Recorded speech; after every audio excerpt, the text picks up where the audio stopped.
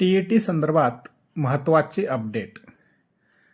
R-T-E N-C-T-E कायद्यात सुधारणा करण्यासाठी मुख्यमंत्री स्टॅलिन यांची पीएम मोदीकडे विनंती.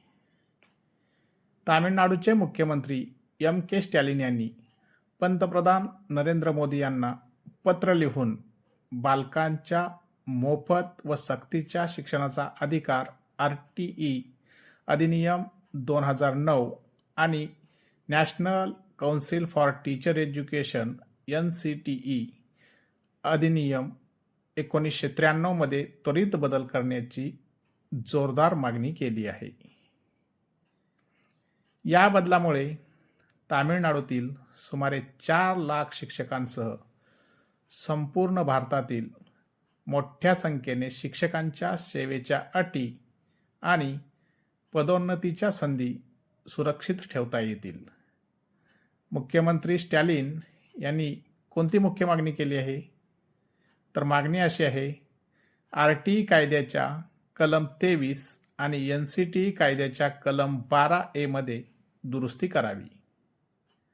उद्देश, त्यावेळी लागू असलेल्या नियमानुसार नियुक्त झालेले शिक्षक मुलांच्या शिक्षणात कोणतीही अडचण न येता सेवा आणि पदोन्नतीसाठी पात्र ठरत राहावेत. हक्कांचे उल्लंघन.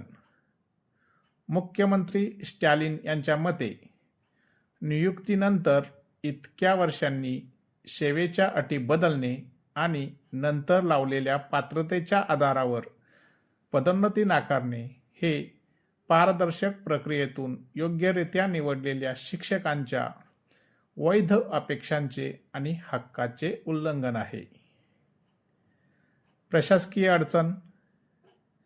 इतक्या मोठ्या समूहासाठी पूर्वलक्षी प्रभावाने टी-ई-टी लागू केल्यास शालेय प्रशासनात मोठा अडथळा निर्माण होईल.